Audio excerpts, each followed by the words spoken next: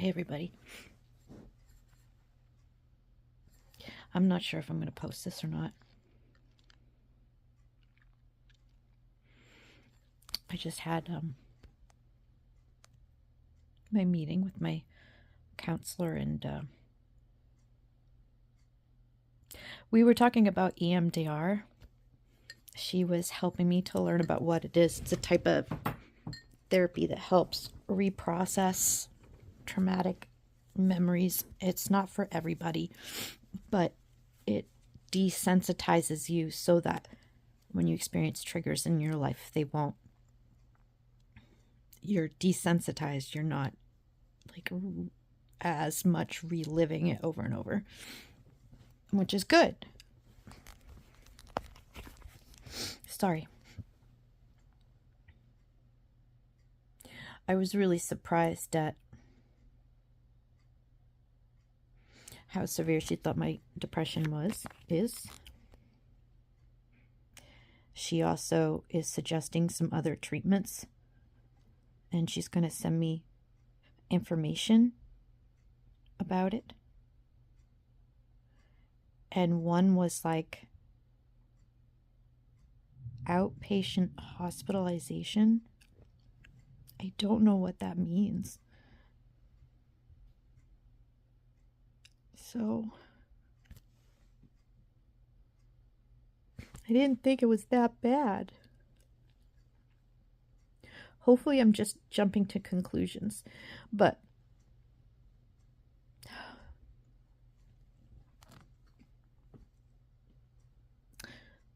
that was a little scary. I mean, I don't want to share too much right now. I just want you guys to know the things that I share with you are things that are real. I don't edit these. I can't. I don't have the energy. And today's my rest day. I usually am like withdrawn mode. So I've activated somewhat social mode to even turn on the camera.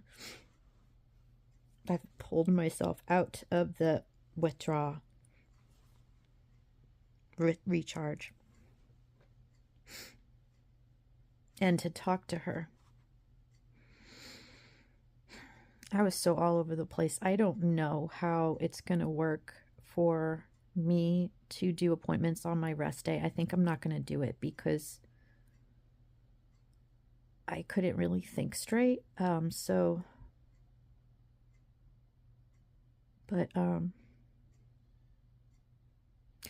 that was a little distressing. But if it's outpatient, I don't know if anybody has done that.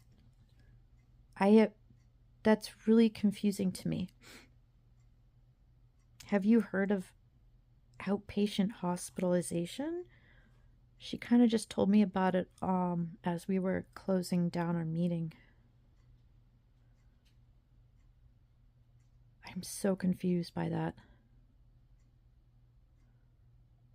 Because hospitalization is when it's severe enough for... I think my mom's cat's trying to get in. That's going to cheer me up. It's probably not as bad as I think. I've never had it bad enough where I felt I needed to be hospitalized. I hope I never have to, because from what I understand, it is not a fun experience. I did have a friend who had to do that. I was just going to start exercising again, and this time of year it get better. I'm going to be open to it. I'm going to share as much of my journey that I don't mind sharing. So even though it seems like I'm sharing everything, I'm still going to protect my privacy. I'm going to always be sincere with you guys. That was really unexpected.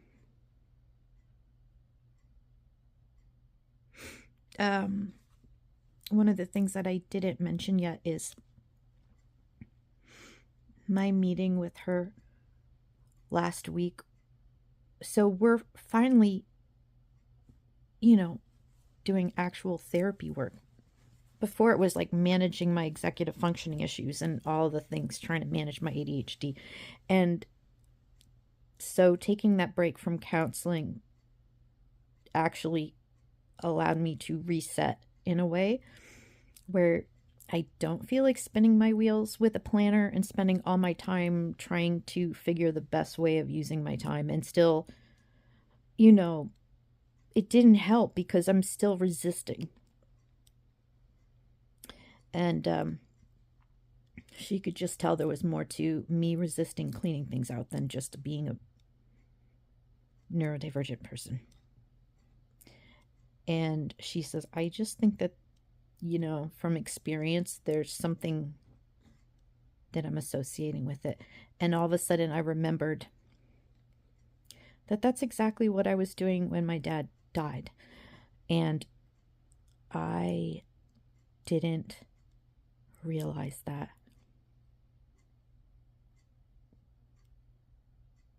I don't really want to get into it right now.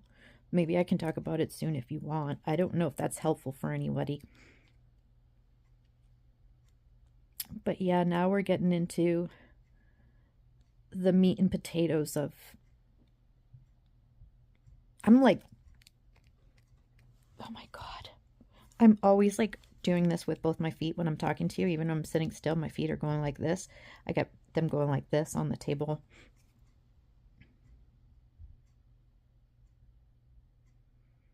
I'm processing. I'm just taking it all in.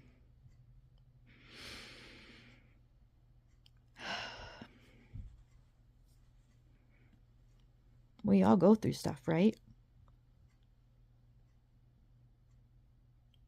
Life is this like weird, messy mix of the most painful things you can go through in the world and some of the most beautiful things that you would ever expect that are just so joyful they make you cry.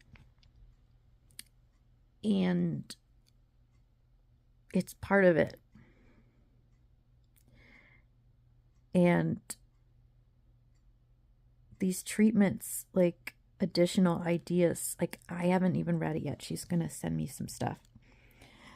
If any of these options sound like something that might be helpful for you guys, or because I don't even know anything about these things. So, which is kind of interesting because I always love learning about psychology. I'm so confused. Outpatient hospitalization? I'm hoping I just heard that wrong. So I will keep on keeping on. Maybe it's okay if I have a messy house.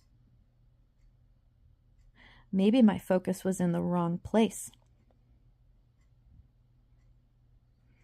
Maybe if I can heal what it is that's making me depressed.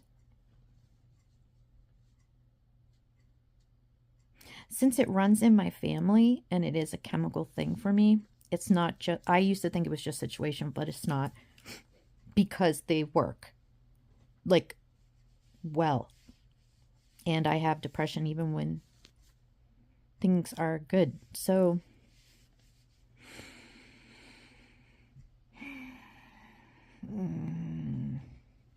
but she must have reasons. And I trust her, which is more than I can say for a lot of therapists I've had. I actually didn't feel like a lot of them were super knowledgeable, which is frustrating. Anytime like I know more about a subject than the person I'm coming to see for help,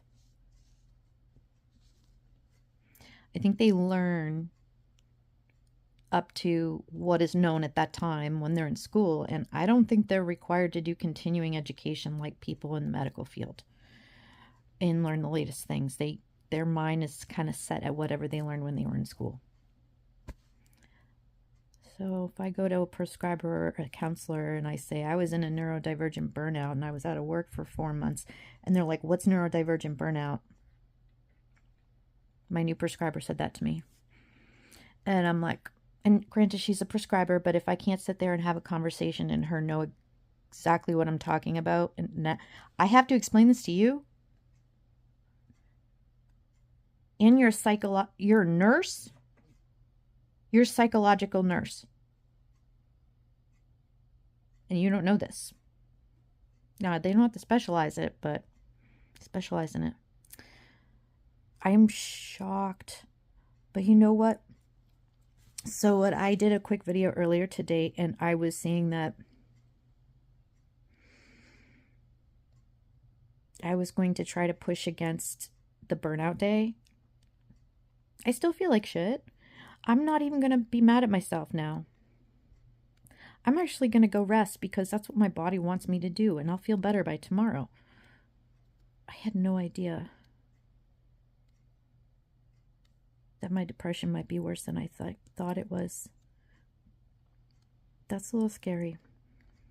I am comforted by the fact that luckily nobody in my family has had it to being wanting to not be here.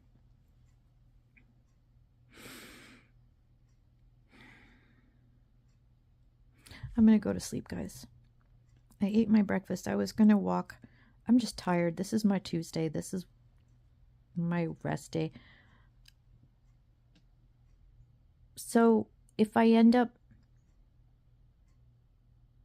doing this sort of emotional work instead of seeing her for maintenance of like keeping up with managing my ADHD, I might have days where I don't come on here for days. So if I end up moving into a different stage in my treatment, it's going to be temporary. Like logically, I know enough about myself and my family to logically know that there's nothing for me to worry about. Two, because I'm not actually going to be hospitalized.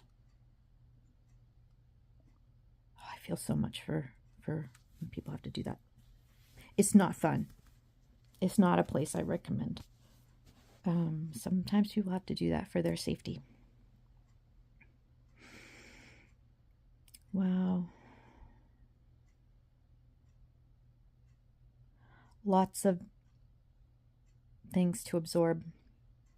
But you know what? I've been seeing her for 2 years now, and we've been focusing so much on managing my ADHD symptoms and time management and all of this stuff. And she's right. She did mention to me, I think it would be helpful if there's like underlying stuff that I'm avoiding that could be a bigger picture here. So if I were to even partially heal the things that I have anxiety about or depression about, even just some, I mean, those things are, if they're blocking me from moving ahead in my life, and there's things that I can do, I should learn about them. And I have the choice. It's up to me if I want to do them. I'm just really surprised. Maybe she's right. I don't know. I'll let you guys know as I learn more. So I had mentioned in one of my posts, it wasn't the most recent one where I was asking you guys, and please comment on that one. In the community tab, I have one where I was asking people, like, what would be the most helpful for you, for me to do on the channel. These are when I'm not well enough because I'm dealing with my own symptoms and trying to fix my life. sometimes all I can do is just turn on my camera and tell you what I'm going through that week. Sometimes that's all I've got.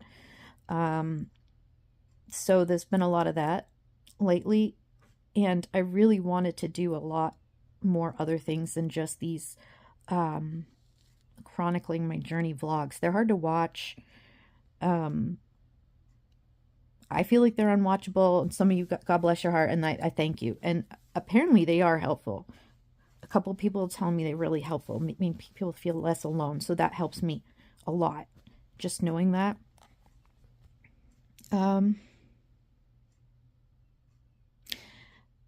Yeah, my brain's overwhelmed. I'm shocked. I'm really surprised. My brother did die when I was young. There were some other things that happened that I haven't talked about. I'm really fortunate that I haven't had the traumatic experience that traumatic abuses that I've heard, that I have been hearing a lot of neurodivergent people have gone through. Because there are abusive households and there are abusive environments. And then if you put the person in that environment who's neurodivergent and they're abusive to begin with, it's going to not be good. It's hard enough if you survive into adulthood being neurodivergent and trying to put the pieces back together to understand why you can't hold a job or function in the world and trying to come up with solutions to fix that. It's another thing to have like that level of trauma. Thank you guys.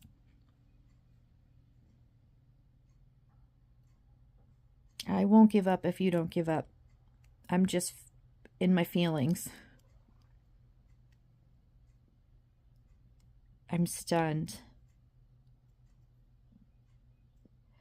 I will say that I don't share personal things, and there's reasons for that. But my fiance's been pulling away from me for reasons that I get. It's like he explains things to me, then I don't remember, or I don't realize it's that bad. So when I ask him why he doesn't talk to me about stuff, he's like, I've already been talked to you about this. And then it's like worse than I thought.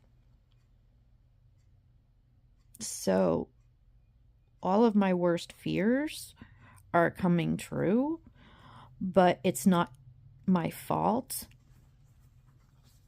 I kind of knew that these things could happen like 5 years ago. I knew my mom was going to get older. I was afraid to go back to school.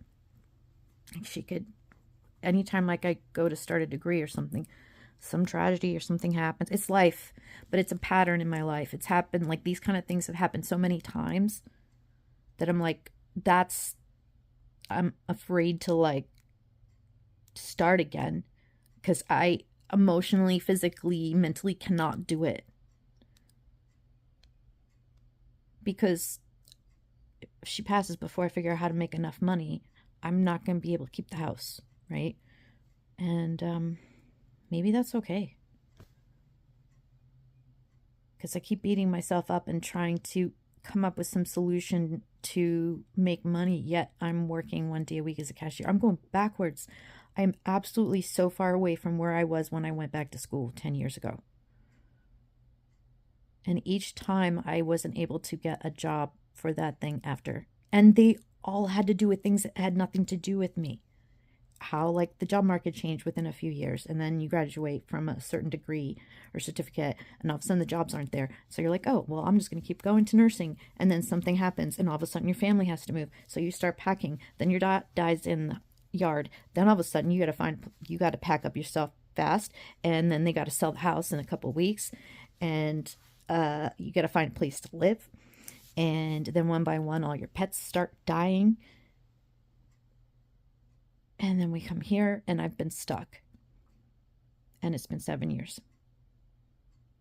And I don't have clarity. And I don't have answers anymore. I don't know how many other things I've tried. I just thought that I could just keep working at it.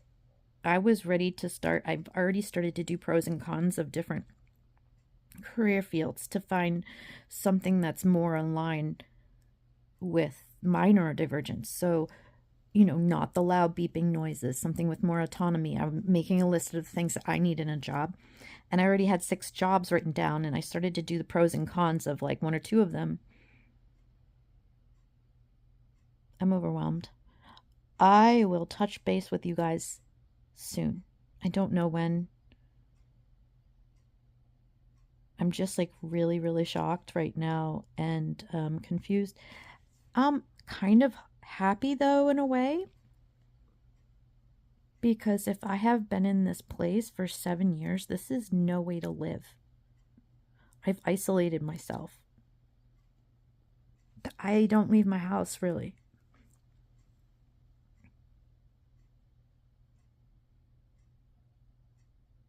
That's not life.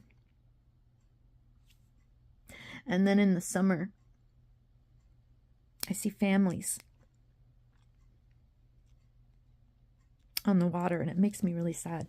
Or like the party boat, and I'll see parents there, and the kids come out. Sometimes it's young adults, people having drinks, people having fun. I don't know what that is. The people around me don't want to do those things. My mom can't. That's not my fiance's thing. He's introverted, so he's not neurodivergent, but I haven't been able to get, this is part of what makes me sad, and this is not blaming him. I kind of knew that when I met him, but I just thought that maybe once he had somebody in his life and we could go do fun things, that he'd see how important it is to do fun things. And I haven't done fun things for like a decade. I literally, no, I can't say that.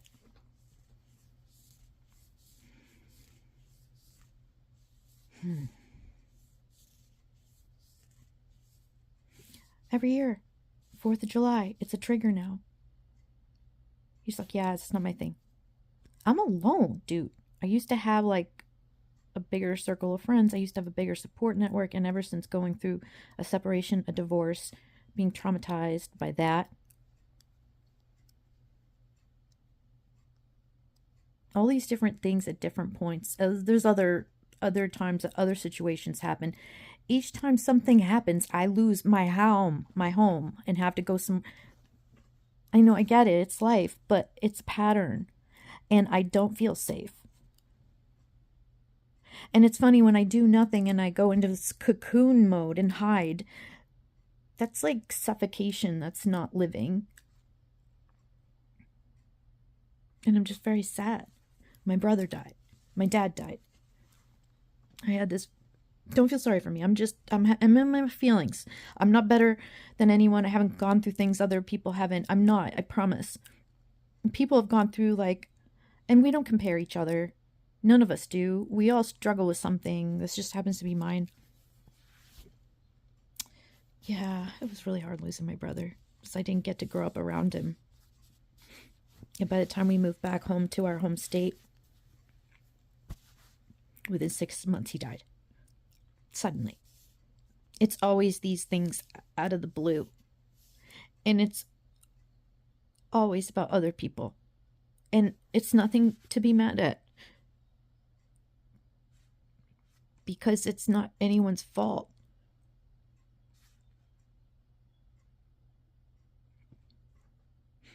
It just sucks when you see other people be able to go to college and they have stability for X number of years, so they can just kind of stay wherever they are, even if they're broke, even if somebody's buying food, and they have that safety.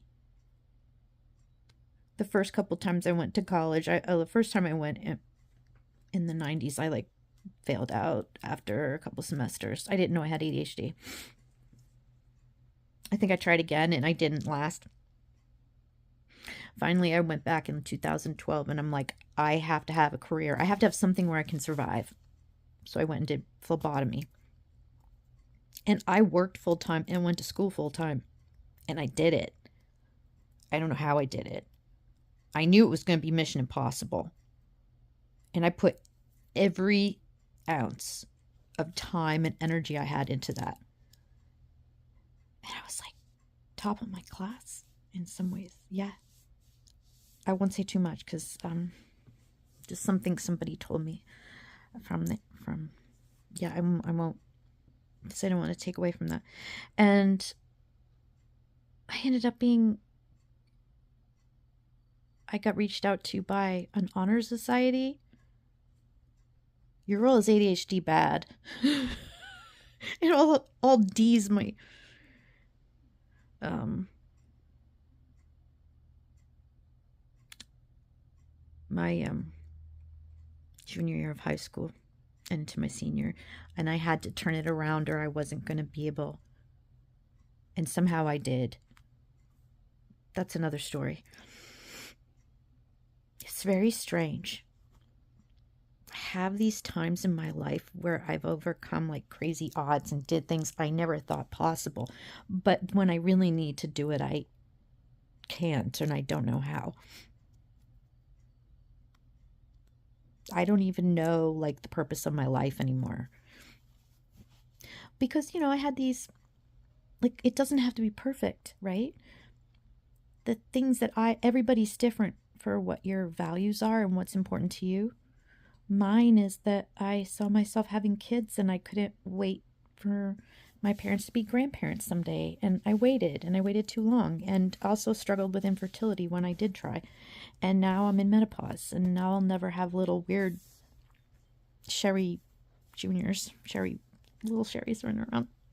Oh my God, that would have been so nice. I could have so been a support for them.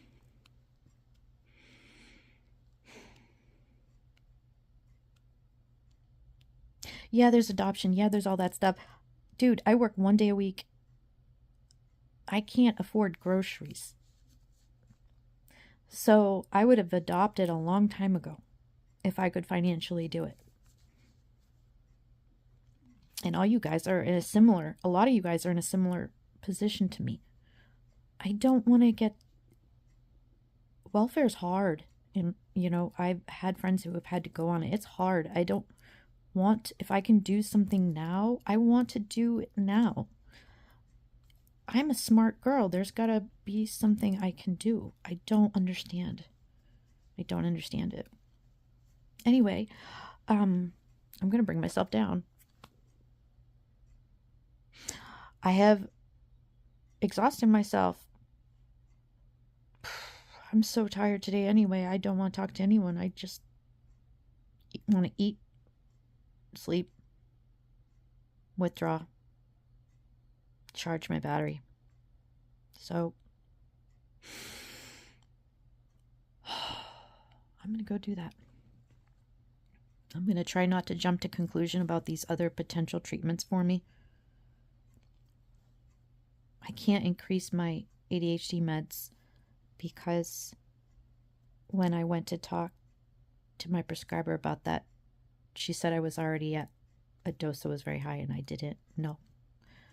Matter of fact, she had me take an EKG because I guess after, I don't know when they started doing that, after 45 or something, they start taking.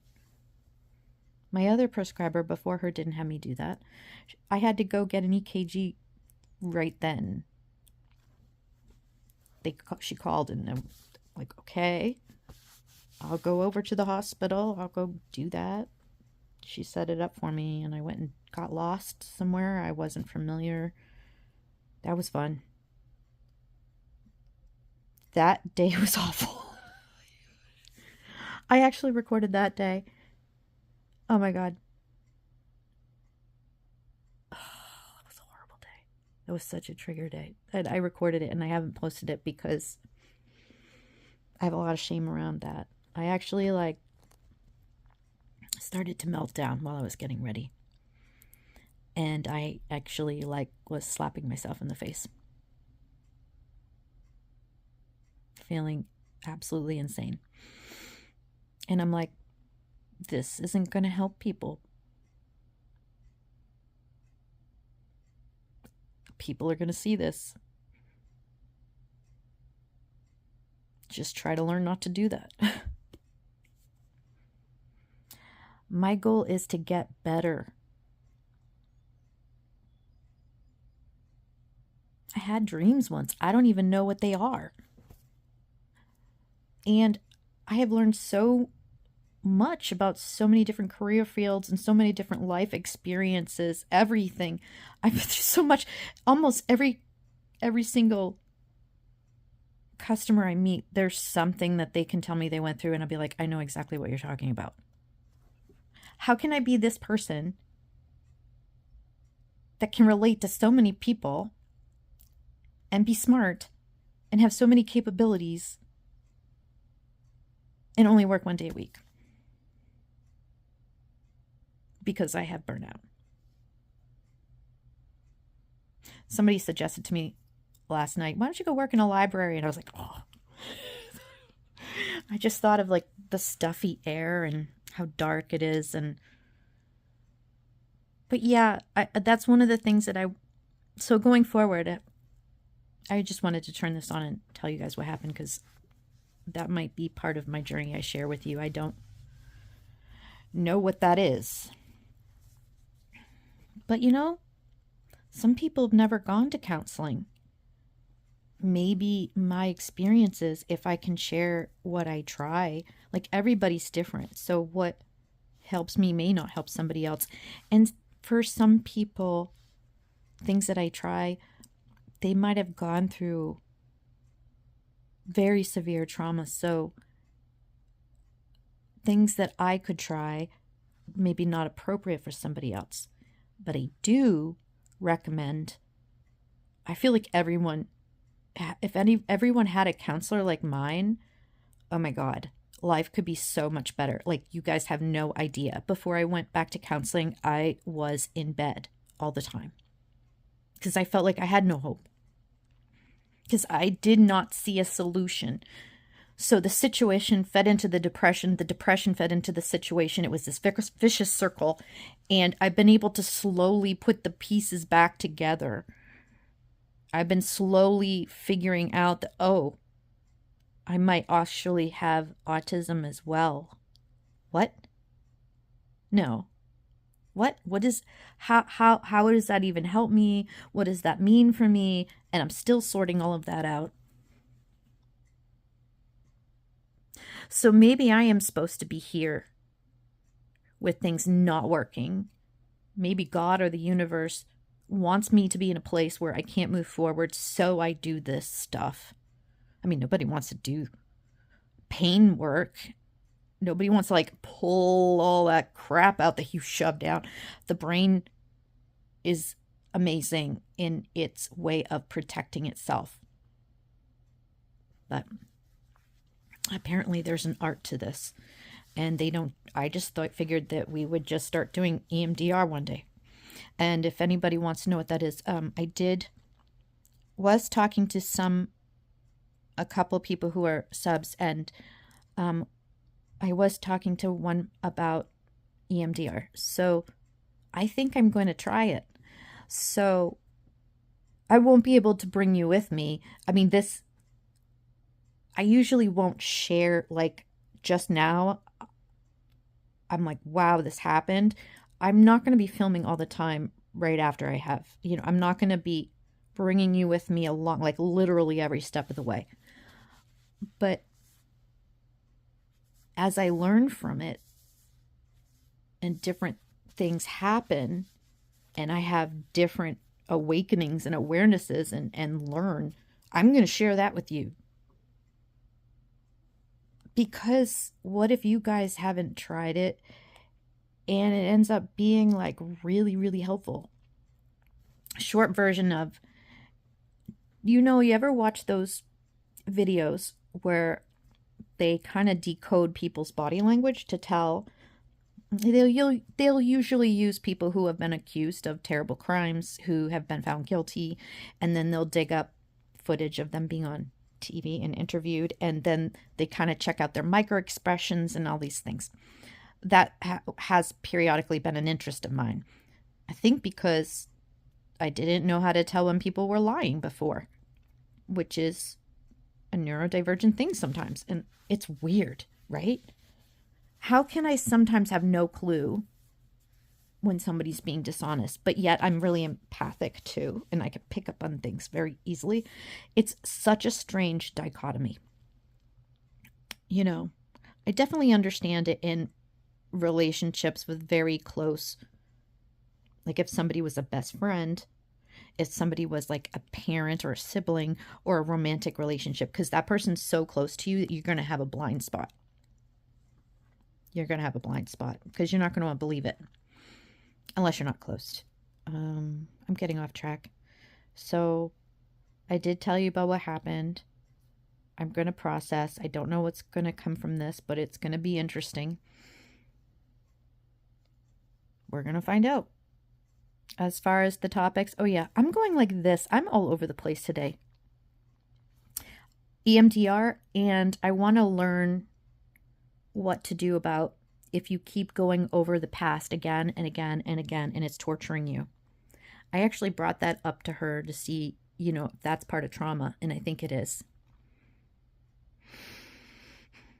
So, to Ego Shredder, I just briefly asked her. I know that my meeting with her is for my work on me,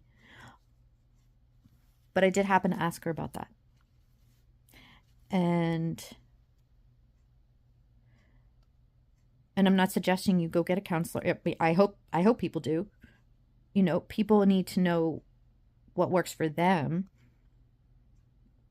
That's just my personal feelings, because I feel like we need one just to cope with these challenges. So we already have challenges trying to fit in this neurotypical world, and then to deal with the challenges of the people who don't believe us and the people don't care.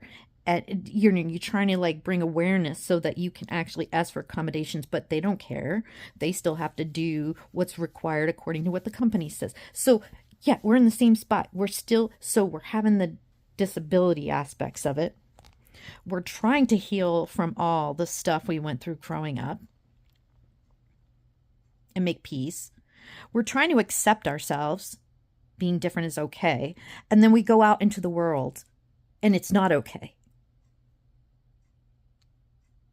And all companies have to do is make a couple little adjustments. Stupid. It's stupid. It's antiquated. I can't even talk. Antiquated. That there's only one version of productivity in companies because it's what's convenient for them. You come in, you work 9 to 5. If it's retail, it's different. But you have to do according to what's been done, which is stupid to me. Like Elon Musk, I heard it's been a little bit now, but you guys can tell me if he walked back from this, but he was, after COVID, he was saying everybody had to come back to the office and do the typical 9 to 5, that he wasn't going to accept less because that's what his version of productivity was. Meanwhile, I heard that didn't productivity go up when people were allowed to work remotely? So shouldn't that be the bottom line of a company? If you are so concerned with your vision, your idea of what productivity and how things should be like looks for you, and you're going to lose productivity because you want people to conform to that idea because that's what you think, that's stupid. There's no nice way to say that.